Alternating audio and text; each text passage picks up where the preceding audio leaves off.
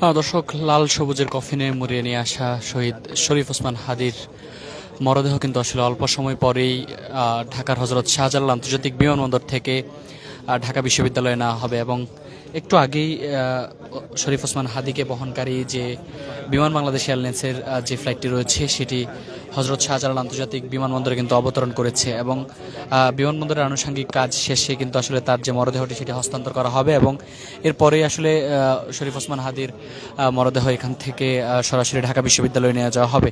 এবং এখন পর্যন্ত আসলে যে বিষয়টি জানা গেছে যে আগামীকাল দুপুর নাগাদ রাজধানীর মানিক মিয়া এভিনিউতে তার যে নামাজে জানাজা সেটি অনুষ্ঠিত হবে। এবং পরবর্তীতে ঢাকা বিশ্ববিদ্যালয়ের কবি কাজী নজরুল ইসলামের যে সমাধি রয়েছে এর পাশে তাকে সমাহিত করা হবে। এরই মধ্যে আমরা দেখেছি যে শরীফ ওসমান হাদিকে বিমানবন্দরে আসলে শেষ পলক দেখতে কিন্তু তার যে রাজনৈতিক সহযোদ্ধা, সহকর্মী, সামাজিক সাংস্কৃতিক সংগঠনে একই সঙ্গে যারা কাজ করেছেন তারা কিন্তু বিমানবন্দরে এসেছেন। এরপরে আসলে এখান থেকে তার মরদেহ নিয়ে যাওয়া হবে ঢাকা বিশ্ববিদ্যালয়ের কেন্দ্রীয় মসজিদে। এবং কেন্দ্রীয় মসজিদে সেখানেও আসলে তাকে শ্রদ্ধায় স্মরণ করবেন, তার আত্মার মাগফিরাত কামনা করবেন তার সহপাঠী, সহকর্মী কিংবা তার যে রাজনৈতিক সহযোদ্ধা যারা রয়েছেন তারা। দর্শক, ঠিক এই মুহূর্তে দেখতে পাচ্ছেন যে বিমানবন্দরে আসলে তার মরদেহটি রয়েছে। এবং একটু আগেই তার তার মরদেহ বহনকারী যে বিমানটি রয়েছে বিমান বাংলাদেশ এয়ারলাইন্সের সেটি ঢাকার হজরত শাহজালাল আন্তর্জাতিক বিমানবন্দরে কিন্তু অবতরণ করেছে। এবং এখন পর্যন্ত আসলে তার মরদেহটি কিন্তু বিমানবন্দরের ভেতরেই রয়েছে। এবং বিমানবন্দরের যে পরবর্তী আনুষঙ্গিক কাজ সেগুলো শেষ করে কিন্তু তার যে স্বজন রয়েছে অর্থাৎ যারা তার মরদেহটি গ্রহণ করতে আসছেন তাদের কাছে কিন্তু হস্তান্তর করা হবে।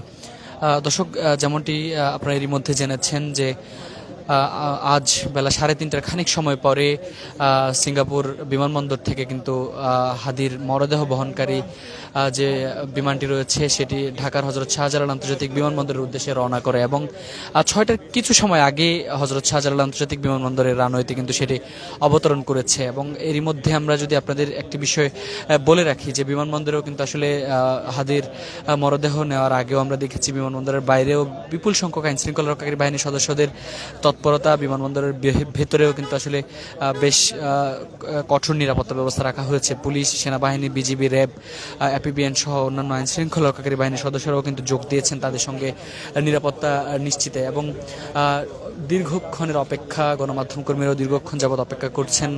বিমানবন্দরের বাইরেও সাধারণ মানুষ, তার শুভাকাঙ্ক্ষী, রাজনৈতিক সহযোদ্ধা, বিভিন্ন মানুষজন কিন্তু আসলে অপেক্ষা করছেন তাকে এক পলক দেখার জন্য। তার যে তাকে বহনকারী, তার মরদেহ বহনকারী যে গাড়িটি রয়েছে সেটিকে এক পলক দেখার জন্য কিন্তু আসলে মানুষের যে অধীর আগ্রহ সেটি কিন্তু আসলে ক্রমশ বেড়েই চলছে। এবং এরই মধ্যে আমরা দেখেছি যে উপদেষ্টা পরিষদের বেশ কয়েকজন সদস্যও কিন্তু হজরত শাহজালাল আন্তর্জাতিক বিমানবন্দরে এসেছেন। সেখান থেকেও আসলে হাদিকে এক পলক দেখার জন্য কিন্তু তারা বিমানবন্দরে অপেক্ষা করছেন। দর্শক, একটি বিষয় আপনাদের বলে রাখি যে অল্প সময় পরেই কিন্তু হাদিকে বহনকারী যে অ্যাম্বুলেন্সটি রয়েছে সেটি বিমানবন্দর থেকে বের হবে। এবং বিমানবন্দরের যে মরদেহ হস্তান্তরের আগে যেসব আনুষঙ্গিক কাজ রয়েছে সেগুলো কিন্তু এরই মধ্যে আসলে সম্পন্নের কাজ চলছে। এবং সেগুলো সম্পন্ন হবার পরেই হাদির মরদেহ কিন্তু বের করা হবে। এরই মধ্যে আমরা দেখেছি যে বিমানবন্দরে রাজনৈতিক ব্যক্তিবর্গ, বিভিন্ন দলের শীর্ষস্থানীয় নেতৃবৃন্দ, তার রাজনৈতিক সহকর্মী, সহযোদ্ধা, তার সহপাঠী কিংবা তার বন্ধু, স্বজন যারা রয়েছেন কিংবা শুভাকাঙ্ক্ষী যারা রয়েছেন তারা কিন্তু বিমানবন্দরে এসেছেন। এবং বিমানবন্দরে আসলে বিকালের পর থেকে, বেলা 2টার পর থেকে বিমানবন্দরে তাদের আসলে উপস্থিতি কিন্তু আমরা দেখেছি ক্রমশ বেড়েছিল। এবং সেই উপস্থিতির পরে আমরা দেখেছি যে বিপুল সংখ্যক আইনশৃঙ্খলা রক্ষাকারী বাহিনীর সদস্যদের উপস্থিত করা হয়েছে।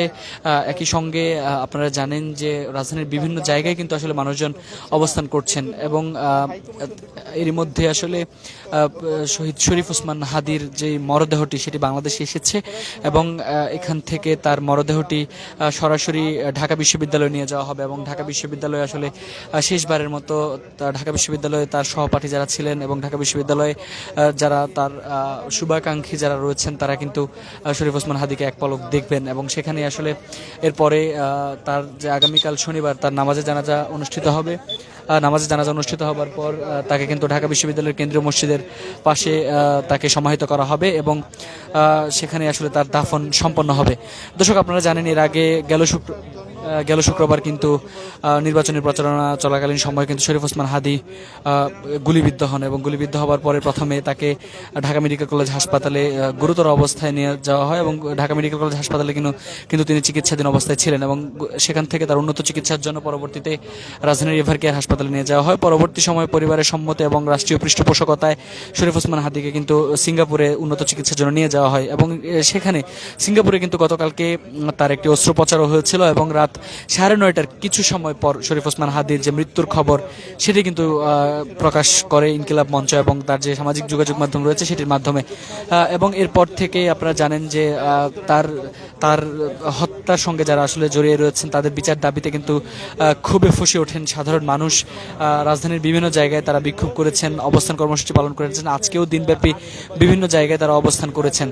দর্শক, যেমনটি বলছিলাম যে অল্প সময়ের মধ্যে কিন্তু শরীফ ওসমান হাদীকে বহনকারী যে তার মরদেহ বহনকারী যে গাড়িটি রয়েছে সেটি বিমানবন্দর থেকে বের হবে। এর আগে আমরা দেখছি যে বিমানবন্দরে কিন্তু আসলে বিপুল সংখ্যক আসলে আইন শৃঙ্খলা রক্ষাকারী বাহিনীর সদস্যরা অবস্থান করছেন এবং গণমাধ্যম কর্মী ছাড়াও সাধারণ মানুষের উপস্থিতি এর আগে ছিল না, তবে অল্প সময় আগে আমরা দেখেছি যে তাদেরও আসলে বাঁধ ভাঙা উপস্থিতি কিন্তু বিমানবন্দরের ভেতরে এবং বিমানবন্দরের বাইরেও আসলে গুরুত্বপূর্ণ জায়গাতেও সাধারণ মানুষজন উপস্থিত হয়েছেন। তারা আহাজারি করছেন, হাদীর জন্য দোয়া করছেন এবং তার আত্মার মাগফিরাত কামনা করছেন।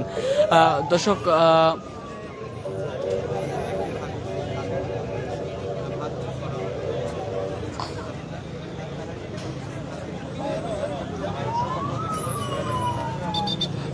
হাদীকে বহনকারী যে অ্যাম্বুলেন্সটি আসলে সেটি কিন্তু বের হবে এই মুহূর্তে এবং তার মরদেহ বহনকারী যে গাড়িটি রয়েছে সেটি বের হবার আগে কিন্তু আমরা একটি গাড়ি দেখতে পাচ্ছি বের হয়ে যাচ্ছে। এর মধ্যে অল্প সময়ের মধ্যে শরীফ ওসমান হাদীকে বহনকারী যে গাড়িটি রয়েছে সেটি কিন্তু বিমানবন্দর থেকে বের হবে।